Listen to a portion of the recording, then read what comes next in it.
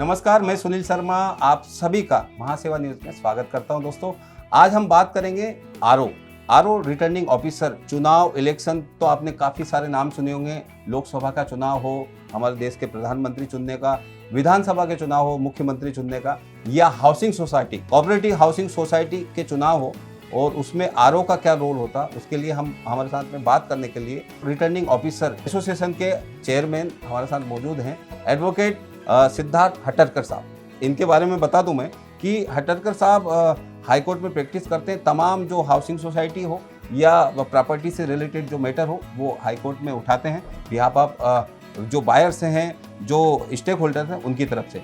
तो हमारे स्टूडियो में मौजूद है, महासेवा स्टूडियो में, हटरकर साहब। तो हटरकर साहब क्या कहेंगे आरओ रिटर्निंग ऑफिसर? आपने एसोसिएशन भी बनाया है और काफ़ी अवेयर कर रहे हैं आरओ के लिए। तो एक आरओ का हाउसिंग सोसाइटी में स्टार्ट से लेकर फिनिश जब एंड होता है उसका, तो कितना इंपॉर्टेंट रोल होता है, कितना मायने रखता है एक RO returning officer housing society? पहले तो ये समझना पड़ेगा कि ये रिटर्निंग ऑफिसर का ये रूल्स एंड रेगुलेशन जो नया आया अप्रैल 2021 में, उसका मेन पर्पज़ ये था कि सिस्टमेटिक इलेक्शन प्रोसेस हो। जो सोसाइटी में इश्यूज आते थे इलेक्ट होने का, चेयरमैन, सेक्रेटरी या किसी के इंटरनल डिस्प्यूट होते थे, फिर वो कोर्ट में जाते थे, रजिस्ट्रार के पास, ये इश्यूज कम करने का ये एक में हेतु था गवर्नमेंट का। इसके लिए नया नोटिफिकेशन 2021 अप्रैल में आया। तो उस हिसाब से ये टोटल इलेक्शन प्रोसेस होता है, लगभग 60 दिन का इलेक्शन प्रोसेस होता है। अभी इसमें एक ऑप्शन भी दिया हुआ है रिटर्निंग ऑफिसर, मतलब रिटर्निंग ऑफिसर का एक पैनल लिस्ट है रजिस्ट्रार के पास। वो पैनल लिस्ट में से सोसाइटी वाले जहाँ पर सोसाइटी को लगा हमारा इलेक्शन ड्यू है, तो इलेक्शन करना है, ये डिक्लेयर मैनेजिंग कमेटी में उनको पहला रेजोल्यूशन पास करना होता है और एक रिटर्निंग ऑफिसर चॉइस करना होता है। रिटर्निंग ऑफिसर आप कहाँ से चॉइस कर सकते हो? एक रजिस्ट्रार के ऑफिस में empanel list of returning officer है, जिसमें मेरा भी रिटर्निंग ऑफिसर करके नाम है 105 सीरियल नंबर पे। और दूसरा ऑप्शन आपको दिया है, अगर आपको रिटर्निंग ऑफिसर नहीं लेना है, आप अपने सोसाइटी के मेंबर्स में से भी एक को रिटर्निंग ऑफिसर चॉइस कर सकते हैं। तो आपको पैसा बचाना है या आपको लगता है छोटा सोसाइटी आपको इंटरनली कर लेना चाहिए, तो वो ऑप्शन भी आपको है, अवेलेबल है। तो वो उसके लिए क्वालिफिकेशन क्या है? तो मेंबर्स में से किसी को रिटर्निंग ऑफिसर करके आपको अपॉइंट करना है, तो रिटर्निंग ऑफिसर को जो मेंबर है उनको एक ट्रेनिंग लेना पड़ेगा, इलेक्शन कैसा कंडक्ट करना है। 1 दिन का ट्रेनिंग होता है, वो इलेक्शन का प्रोसेस पूरा सिस्टमेटिक ट्रेनिंग का सर्टिफिकेट लेना पड़ेगा। वो सर्टिफिकेट लेने के बाद दूसरा क्लॉज है, उनको खुद भी इलेक्शन में रुकना नहीं है। वो इलेक्शन करवा सकते हैं लेकिन खुद इलेक्शन में रुकना नहीं है। तो ये 2 क्राइटेरिया है और इस हिसाब से अगर आप चाहते हैं तो सोसाइटी वाले या तो रिटर्निंग ऑफिसर इंटरनल लीजिए म्हणजे मेंबर से, या तो बाहर वाले से लीजिए जो पैनल रिटर्निंग ऑफिसर। तो पैनल रिटर्निंग ऑफिसर अगर सपोज आप अपॉइंट करते हैं, ये दोनों जन को सिस्टम तो सेम ही है, लगभग 60 डेज का रूल्स ही फॉलो करना है। तो कहाँ से फर्स्ट स्टेप स्टार्ट होता है? जैसे कि आपने रिटर्निंग ऑफिसर अपॉइंट कर दिया तो आपको वो एक मीटिंग में E3 फॉर्म में provisional list of voter approve करना होता है। E3 फॉर्म क्या होता है? जहाँ पर सब मेंबर्स के नाम आ जाएंगे, including associate member, joint member का सबका नाम आ जाएगा। जहाँ पर फर्स्ट नाम लिखा होगा वो रियल मेंबर होते हैं, सेकेंड नाम होता है वो एसोसिएट मेंबर हो सकते हैं, जॉइंट मेंबर हो सकते हैं। तो ये उनका पूरा provisional list of voter managing committee में आप अप्रूव करना है। फिर वो जो लिस्ट होता है एक सोसाइटी, एक रजिस्ट्रार को, अपना कंसर्न रजिस्ट्रार को इंटीमेट करना होता है कि बाबा हमने रिटर्निंग ऑफिसर 100 पर्सन को अपॉइंट कर दिया। भले आप पैनल वालों को लो या मेंबर्स को, रिटर्निंग ऑफिसर का नाम लिखना है उसमें। और सेकंड है आपको E3 फॉर्म साथ में जोड़ देना है कि ये मेंबर है हमारा घर। वो जैसे सबमिट रजिस्ट्रार को हो गया, आपको इमीडिएटली वो E3 फॉर्म आपको सर्कुलेट करना है मेंबर्स के साथ, सबको मालूम पड़े उनका नाम है या नहीं है वगैरह वगैरह। या तो फिर नोटिस बोर्ड पे लगाओ, एक सर्कुलर घुमा सकते हैं आप। तो जिसको भी अगर ऐसा लगा नाम में मिस्टेक है या एज में मिस्टेक है या एड्रेस लिखने में कुछ गलत है, फ्लैट नंबर लिखने में गलत है, तो वो 10 दिन के अंदर सेक्रेटरी बोलो रिटर्निंग ऑफिसर को उनको राइटिंग में दे सकते हैं कि बाबा ये फलाना मिस्टेक है इसमें, ये प्रोविजनल लिस्ट ऑफ वोटर में। ये हो गया। और सेकेंड, उसी 10 दिन में और एक काम होता है, अगर सपोज फर्स्ट मेंबर है, उनको अगर इलेक्शन में रुकना नहीं है या कुछ कारण से बीमार है, पार्टिसिपेट नहीं कर सकते या आउट स्टेशन में रहते हैं, तो उनका 2 ऑप्शन है, या तो जॉइंट मेंबर होगा तो जॉइंट मेंबर को transfer of voting right they सकते हैं, या तो एसोसिएट मेंबर होगा तो एसोसिएट मेंबर को ट्रांसफर ऑफ वोटिंग राइट कर दे सकते हैं। तो इसका मतलब क्या हुआ, जो सेकेंड नाम है वो लोग फर्स्ट नाम के बिहाफ में इलेक्शन वोटिंग भी कर सकते हैं और चाहिए तो चेयरमैन सेक्रेटरी ट्रेजर भी बन सकते हैं इलेक्शन कंडक्ट करके। ये हो गया, ये 10 दिन में जो जैसा जो आ गया, उसके बाद में final list of voter returning officer बनाएगा, जहाँ पर ये एसोसिएट मेंबर ट्रांसफर आ गया तो उनका नाम ऐड कर देगा, ऐसा करके फाइनल लिस्ट ऑफ वोटर बनेगा। फिर विदिन 3 डेज एक प्रोग्राम डिस्प्ले करेगा, जहाँ पर ये इलेक्शन का नोटिस निकलेगा और एक special general body meeting call करेगा। तो ये इलेक्शन प्रोग्राम में टोटल अबाउट 35 डेज का टोटल शेड्यूल होगा। नॉमिनेशन फाइलिंग 5 दिन होगा, विड्रॉल होगा, बाद में रिजेक्शन होगा, किसको सिंबल चाहिए तो इलेक्शन में रुकना है तो सिंबल भी दे सकते हैं, और इलेक्शन का डिपॉजिट भरना होता है, मतलब जनरल कैटेगरी को 500 रुपये का डिपॉजिट भरना होता है इलेक्शन डिपॉजिट करके, और बैकवर्ड क्लास हो तो 300 रुपीज़ का है। तो ये सब होने के बाद अभी नॉमिनेशन जो मिला है, नॉमिनेशन जितना भी मिला उसका नॉमिनेशन रिसीव्ड करके स्टेटमेंट हम नोटिस बोर्ड पे लगा देंगे। वो लगाने के बाद विदिन 3 डेज हम लोग फिर क्या करते हैं कि उसमें से भी अगर डिफ़ॉल्टर है तो डिफ़ॉल्टर वोट कर सकते हैं लेकिन इलेक्शन में रुक नहीं सकते। तो अगर उन्होंने नॉमिनेशन फॉर्म भरा है तो उनका रिजेक्शन का ऑर्डर निकलेगा। तो रिजेक्शन का ऑर्डर निकालने के बाद 15 दिन वेटिंग है। तो 15 दिन का वेटिंग का यही रीज़न है कि यहाँ पर अगर उनको लगा कि जो रिटर्निंग ऑफिसर ने किसी का नॉमिनेशन फॉर्म रिजेक्ट किया है वो गलत किया है, तो सेक्शन 152A के अंदर उनको कंसर्न रजिस्टर के पास जाना है, वो ऑर्डर को चैलेंज करने का जो रिटर्निंग ऑफिसर ने रिजेक्शन किया। तो वहाँ पर जाने का रजिस्ट्रार ने इमीडिएटली विदिन 15 डेज ही ऑर्डर पास करना होता है उनको।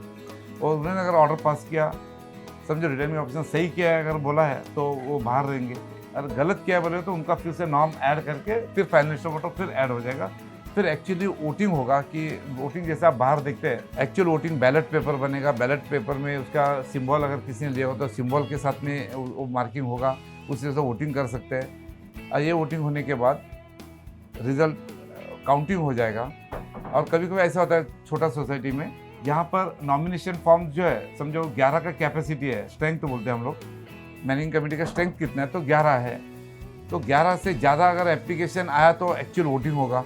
11 से कम आ गया, वो मतलब होता क्या है, जनरल कैटेगरी में 6 है, लेडीज़ में 2 है और 3 बैकवर्ड, ऐसा वैकेंसी होता है। तो वो सेगमेंट में अगर उतनी वैकेंसी का नॉमिनेशन किसी ने डाला है तो फिर वोटिंग होगा नहीं, इसको बोलते हैं अनकंटेस्टेड इलेक्शन। तो उस दिन वो रिजल्ट डिक्लेयर हो जाएगा। अगर मालूम पड़ा जहाँ पर 6 जनरल का सीट है वहाँ पर 7 लोगों ने डाला है या 8 लोगों ने डाला है, वहाँ पर भी वोटिंग होगा। जहाँ पर लेडीज़ 2 है वहाँ पर समझो 3 या 4-5 लोगों ने डाला है, वो फील्ड में भी वापस इलेक्शन होगा। बैकवर्ड क्लास में 3 वैकेंसी है, वहाँ पर किसी ने ज़्यादा एप्लीकेशन डाला तो वहाँ पर भी वोटिंग होगा। तो वोटिंग होगा, काउंटिंग होकर वो रिजल्ट डिक्लेयर हो जाएगा। लगभग 15 दिन के बाद एक हम रिटर्निंग ऑफिसर एक नोटिस निकालते हैं फर्स्ट मैनेजिंग कमेटी मीटिंग करके, क्योंकि यहाँ पर जो इलेक्शन में जीत के आए तो वो सब मेंबर बन गए।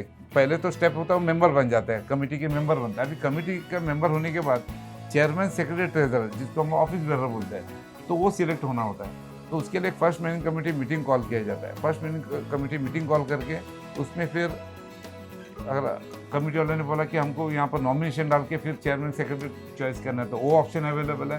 कोई बोलेगा कि यूनानिमसली हम 100 पर्सन को चेयरमैन बनाते हैं, तो ऐसा नाम रिकॉर्ड किया जाता है। फिर वो रजिस्ट्रार को इंटीमेशन जाएगा हमारी तरफ से कि ये ऐसा ये सोसाइटी में फलाना लोग चेयरमैन सेक्रेटरी ट्रेजरर है एंड टोटल स्ट्रेंथ कितना है करके वो इंटीमेशन जाएगा। वहाँ जाके टोटल इलेक्शन का प्रोसेस कंप्लीट हो जाता है। और जो इलेक्शन का डिपॉजिट लिया जाता है 500 रुपया या 300 रुपया, वो जहाँ पर जिसको भी वोट 110 से कम मिल गया है उनका सिर्फ जब्त होता है। वो जाके रजिस्ट्री में, मतलब महाराष्ट्र कोऑपरेटिव सोसाइटी का एक्ट के अंदर उनके गवर्नमेंट को ट्रेजरी में डिपॉजिट किया जाता है। और जिनका प्रॉपर वोटिंग करके नॉर्मल वोटिंग मिला है और या जीत गया है, वो सब उनका पैसा रिफंड मिला जाता है। तो ये जाके तब जाके इलेक्शन प्रोसेस टोटली कंप्लीट हो जाए। बिल्कुल, आरओ जो रिटर्निंग ऑफिसर रहता है आपकी हाउसिंग सोसाइटी में, उसका क्या रोल है, बिल्कुल सही फरमाया सिद्धार्थ हटकर साहब। बताइए, एक आरओ रिटर्निंग ऑफिसर आप हो, जो नॉमिनेशन होते हैं वो रिजेक्ट होते हैं, बड़ी तकलीफ होती है। जो हर एक हाउसिंग सोसाइटी में लगभग कभी कभी 2-2 ग्रुप होते हैं, बड़े पैमाने पे वो लोग इलेक्शन लड़ते हैं और बड़ा फाइट वो होता है। तो वहाँ पर आरोप लगते हैं एक आरओ पर, रिटर्निंग ऑफिसर पे, कि पक्षपात हुआ है या हमारा नॉमिनेशन गलत है।